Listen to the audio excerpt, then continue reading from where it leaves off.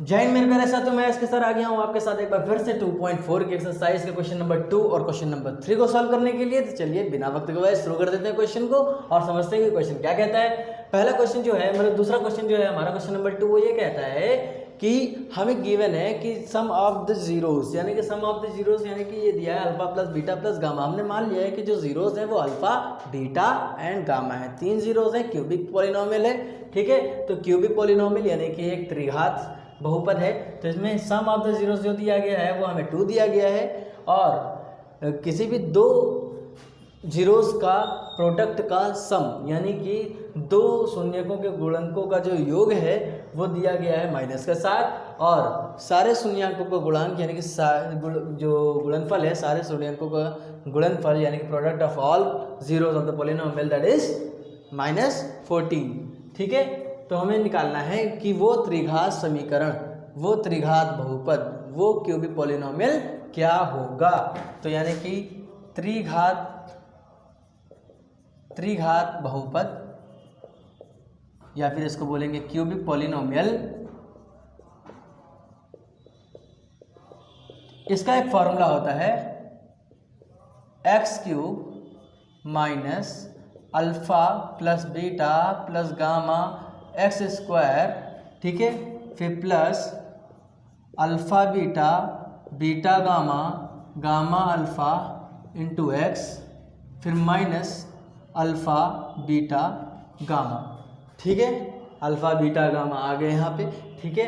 तो यहाँ पे x³ minus alpha plus beta plus gamma x² plus alpha beta beta gamma gamma alpha का sums into x minus alpha beta into gamma. बस कुछ नहीं करना है, सब कुछ हमें गिवन हुआ है, सब कुछ रख देंगे यहाँ पे और एक इक्वेशन मिल जाएगी, ठीक है। तो यहाँ x³ रहेगा, ये रहेगा ही रहेगा, minus alpha plus beta plus gamma हमें गिवन है, इसकी वैल्यू है, इसकी वैल्यू 2 है, यानी कि ये हो जाएगा 2x² plus alpha beta plus beta gamma plus gamma alpha, ये भी हमें गिवन है माइनस का 7 into x minus alpha beta into gamma का प्रोडक्ट भी दिया हुआ है हमको, जो कि है माइनस का 14, ठीक है। अब यहाँ वैल्यू रख देंगे, इसको सॉल्व कर लेंगे। ये हो गया x³ minus 2x² minus 7x minus minus plus हो गया 14। ये हो गया आपका आंसर। कहिए हाँ सर, समझ में आ गया, ठीक है, ये हो गया। अब यहाँ हमारा क्वेश्चन नंबर 3 कह रहा है कि ये दिया है, कोई पॉलिनोमियल दिया है x³ minus 3x² plus x plus 1, ये क्यूबिक पॉलिनोमियल है, त्रिघात बहुपद है।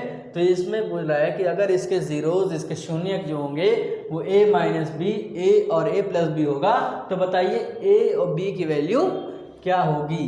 तो चलिए निकालते हैं। हमें पता है कि अगर ये अल्फा बीटा गामा हो, पहला रूट्स अगर ये अल्फा हो, ठीक है, ये बीटा हो और ये गामा हो, तो हमें पता है कि alpha plus beta plus gamma ये होता है माइनस का b अपॉन a, है ना। तो alpha plus beta plus gamma यानी कि ये हो गया alpha a minus B plus beta a हो गया और plus gamma a plus b, ठीक है। और ये हो गया माइनस का b अपॉन a यानी कि माइनस का 3 अपॉन 1, तो a की वैल्यू 1 है। यहाँ पे अगर कंपेयर कर लें तो a की वैल्यू 1 है, b की वैल्यू माइनस का 3 है, c की वैल्यू है 1 और d की वैल्यू है 1, ठीक है। ये कंपैरिजन हो गया। अब यहाँ से अगर सॉल्व करें इसको तो b से b कट जाएगा, यहाँ आ जाएगा 3a इक्वल टू 3, यानी कि अगर सॉल्व करेंगे तो a की वैल्यू आ जाएगी 1। तो a की वैल्यू तो हमें मिल गई बड़ी आसानी से, ठीक है, a की वैल्यू होगी। अब बात करते हैं b की वैल्यू कैसे मिलेगी। तो b की वैल्यू के लिए हमें पता है कि alpha into beta into gamma, इसकी वैल्यू होती है माइनस का d अपॉन ए, माइनस का d अपॉन ए, ठीक है। तो माइनस का d अपॉन ए जो कि है माइनस d अपॉन ए यानी कि माइनस का 1, ठीक है, 1 अपॉन 1।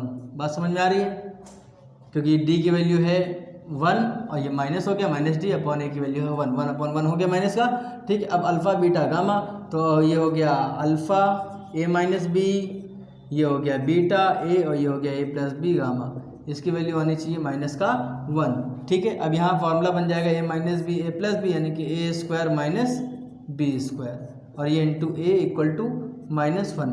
अब a की वैल्यू हमें 1 पता है तो इसको 1 रख देंगे, तो ये 1² minus b² into 1 equal to -1।